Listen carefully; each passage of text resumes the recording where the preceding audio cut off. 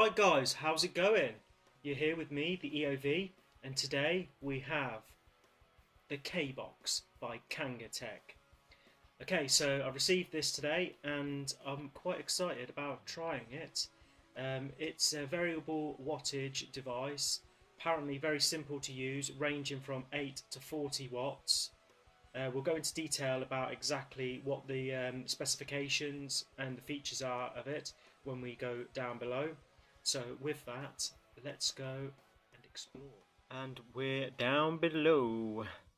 Okay guys, so here we have the Kbox by Kangertech. As you can see, 80 to 40 watts, and it tells you there that you need an 18650 battery with a minimum rating of 20 amps. Okay, so let's delve in. It has the Kangertech genuine sticker, which is a little scratch off panel, so you can check the code online to see if you have an authentic product. Okay, so oops, that's come away with it. Okay, so inside on first view we have the authenticity card telling you how to apply that. We have our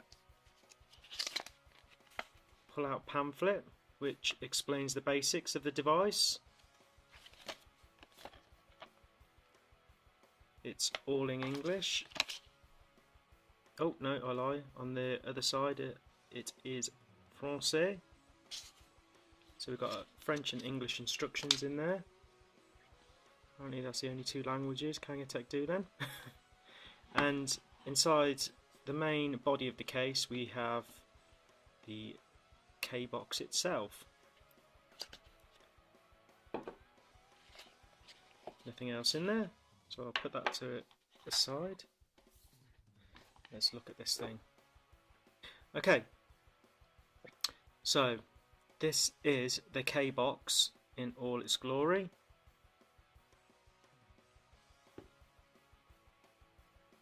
So let's start at the buttons. So there are two buttons on this thing, your main firing button and this button here which sets the watts. Now the watts are set in increments which go from 8 to 13, and then so they jump by 5, then up by 7 to 20, and then in 5 watt increments all the way up to 40 watts. And that's how basic this is to operate. There is no frills, there's no fancy screen, it is just a simple device. Now this is supposedly released by Kanger to cater for the new person entering into the mod box world. Okay, so as you can see there's not much else. On the top here, turn it around so it's level, we have the Kbox logo and a spring-loaded 510 connection pin, and the grooves here, as you can see there, for airflow for a tank which has a bottom airflow type build. On the side here we have the Kangertech logo, which also acts as the battery cooling and ventilation area. And on the bottom we have our main battery bay plug as such.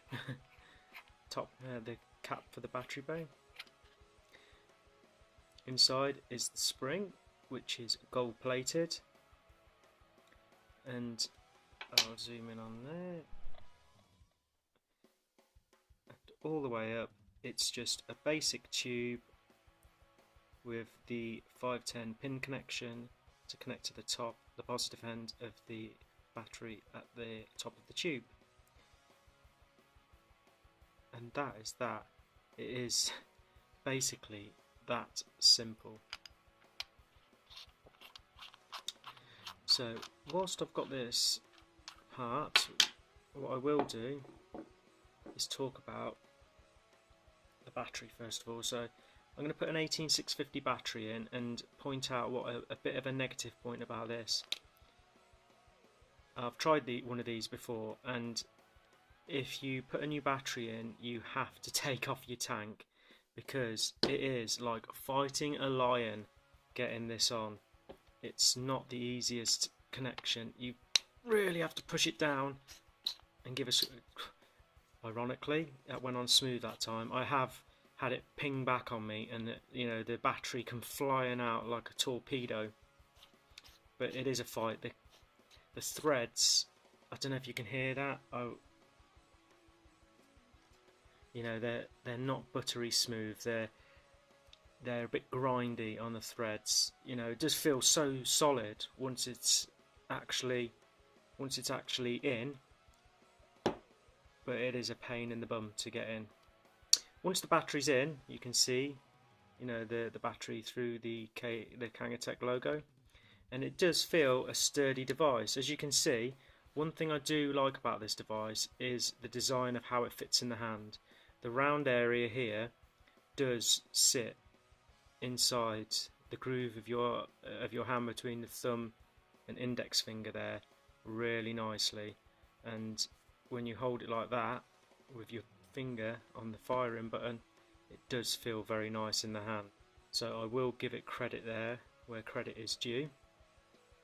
The quality of the spring is very nice, and it does spring straight back up. It doesn't have a lot of resistance, and it does ping back up, so that would indicate to me that your atomizer 510 connection will push that down smoothly without any fight, and it will prevent it by the movement causing any damage in the future. What I will do is I will put on my Kbox tank.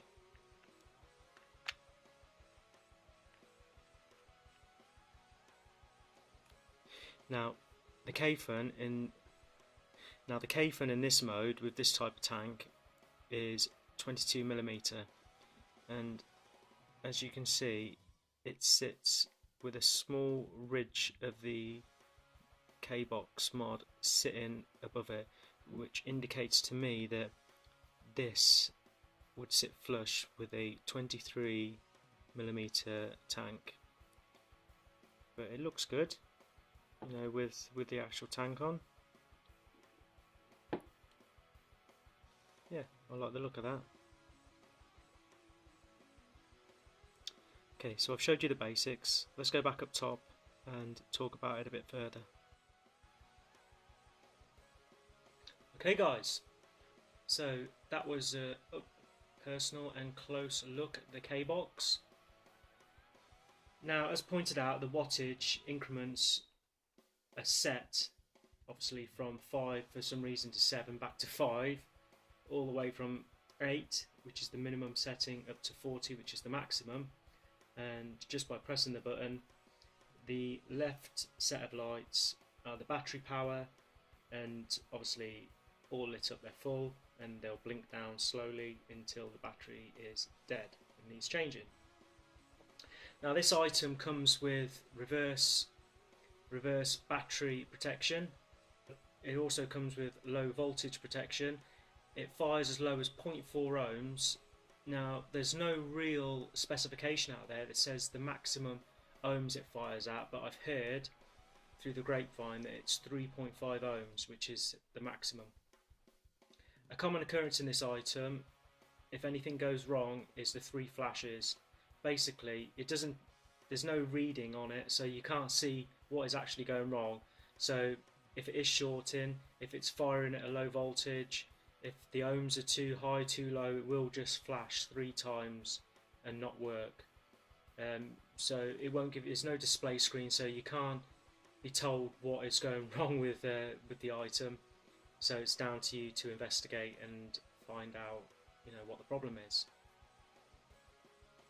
Now, battery life and consumption on this thing is not the best.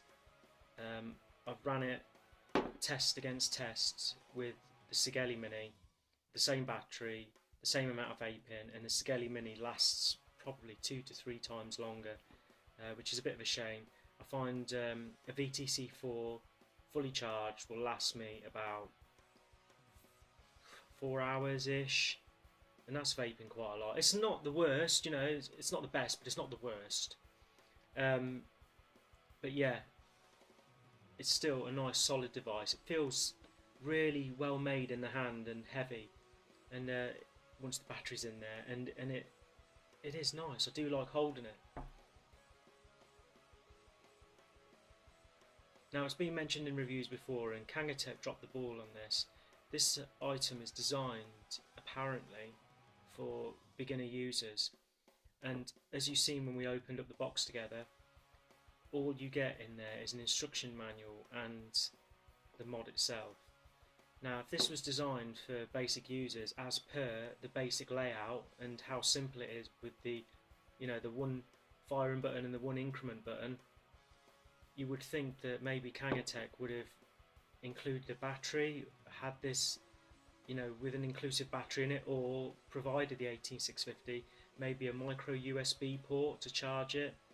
But it takes people going out there to buy the IntelliCharger, the correct type of batteries. You know, it's not designed for your first time user, you know, for people moving on to that next step. So, you know, they have dropped the ball on that. It's a bit of a shame, really, because the potential's there to be such a great device. I think they just need to, maybe, if they do a version 2, you know, make it battery included, and especially a charger of some sort. So that is basically that, guys. There's your Kangertech Kbox in a nutshell. It's a simple review because it is a simple item. Okay, with that, guys, I'm going to leave you. Thanks for watching. I've been the EOV, you've been great. Take it easy, YouTube.